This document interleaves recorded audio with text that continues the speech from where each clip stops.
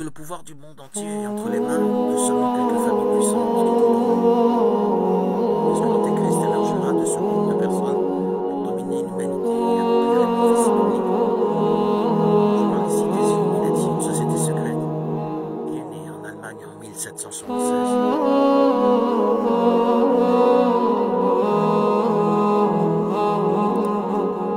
Selon les croyances, le groupe des Illuminati a été créé dans le but d'établir un nouvel ordre mondial unissant les pouvoirs politiques, économiques et religieux. Le premier, depuis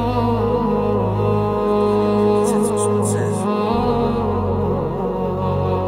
5 hommes se sont réunis dans une ville du royaume de Bavière, aujourd'hui en Allemagne, et ont fait un pacte pour créer une société secrète. Cette société s'appellerait les Illuminati. Le leader de ces 5 hommes était l'avocat Adam Cushing. Il était influencé par les idées des Lumières et voulait créer un nouveau monde basé sur la connaissance et l'éducation. Pour cela, il a proposé quelque chose de grandiose. Les peuples de toutes les nations devraient s'unir dans une seule croyance et créer une forme de gouvernement unique connue sous le nom de Nouvel Ordre Mondial. Depuis lors, cette idée a influencé de nombreux penseurs et artistes de diverses manières. Et un excellent exemple en est le chanteur John Lennon, qui a écrit la chanson que nous connaissons tous. Imagine, où l'artiste demandait d'imaginer un monde sans nation, religion et guerre. La caractéristique la plus marquante des Illuminati est la manière intéressante de manipuler les personnes, surtout les plus riches. Intelligente et puissante, la preuve en est que peu de temps après sa création, le groupe des Illuminati comptait déjà des milliers de membres dans toute l'Allemagne, ce qui a conduit le gouvernement à persécuter ces personnes et à les emprisonner sous l'accusation de conspiration contre la patrie. À l'époque, un décret a été signé interdisant la création de sociétés secrètes dans le pays et les Illuminati ont été déclarés éteints. Mais soyons honnêtes, comment le gouvernement allemand pourrait-il garantir qu'une société secrète impliquait autant de personnes riches, puissantes et intelligentes s'éteindrait simplement parce qu'une loi avait été créée contre elle?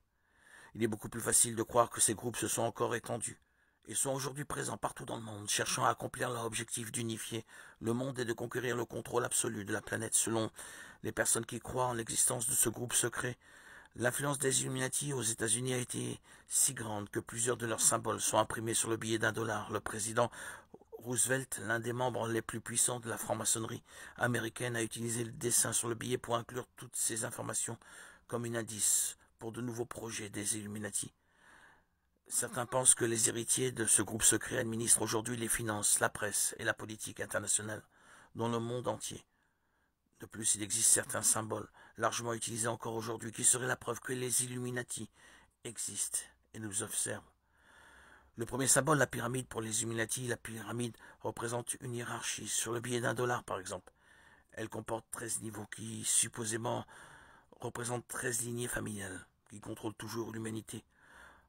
Beaucoup croient que 99% de la population mondiale est dirigée par un pourcentage qui détient toutes les formes d'information et de pouvoir. De plus, ces familles possèdent 70% de toute la richesse de la planète. Remarquez également que cette pyramide n'est pas complète, ce qui indique que la secte des Illuminati n'a pas encore atteint ses objectifs.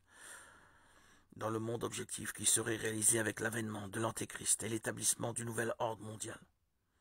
Le deuxième symbole, l'œil qui voit tout, c'est le symbole le plus étroitement lié au groupe secret des Illuminati présent à de nombreux endroits, également sur les billets américains d'$1 qui portent l'inscription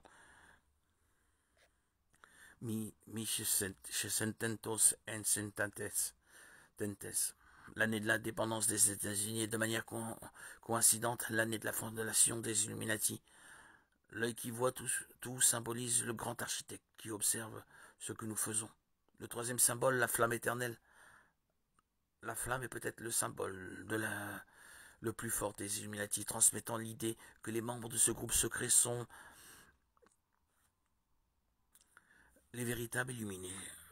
Ce n'est pas par hasard que la statue de la liberté créée par le franc-maçon Frédéric Bartholdi porte une torche pour beaucoup. Elle représente l'établissement du nouvel ordre mondial.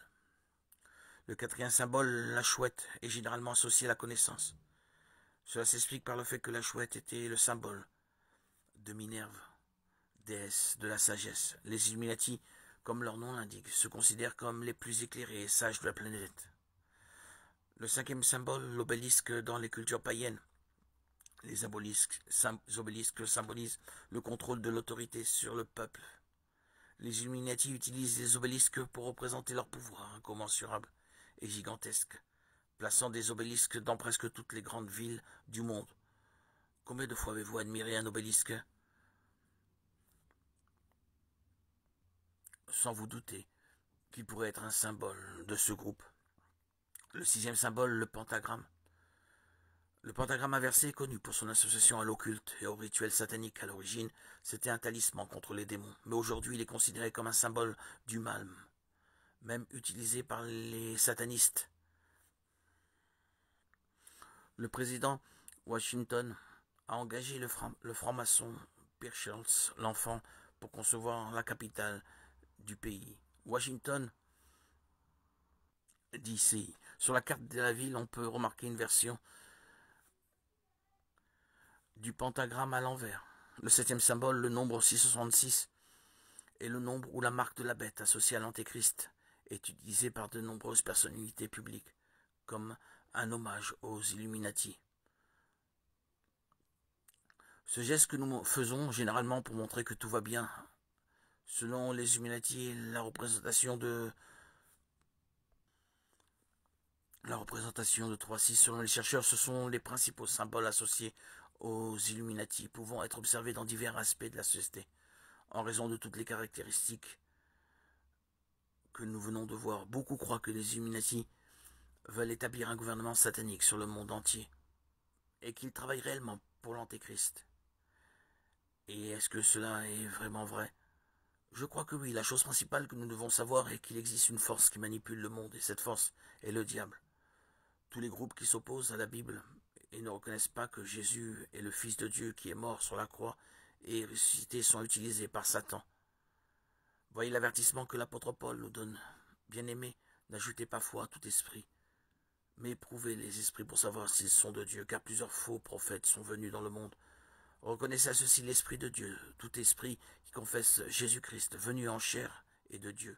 Et tout esprit qui ne confesse pas Jésus n'est pas de Dieu. C'est celui de l'Antéchrist, dont vous avez appris la venue, et qui maintenant est déjà dans le monde. Cela montre que l'organisation qui manipule le monde entier n'est pas humaine, elle est spirituelle. Le diable utilise simplement les gens pour accomplir ses plans. La Bible dit que notre lutte n'est pas contre les êtres humains, mais contre Satan et ses démons. Et même s'il existe ce groupe secret appelé les Illuminati, ils ne sont pas plus puissants que Dieu, et c'est pourquoi nous n'avons pas besoin d'avoir peur d'eux. Je sais que nous pouvons nous sentir impuissants avec tant de nouvelles, selon lesquelles le mal se propage dans le monde et que nous sommes manipulés par des organisations si puissantes. Mais Jésus a clairement indiqué que le diable, le prince de ce monde, est déjà condamné. Il essaie même de paraître fort, mais il sait que sa destruction est proche, et c'est pourquoi il fait tout pour amener les gens à la perdition.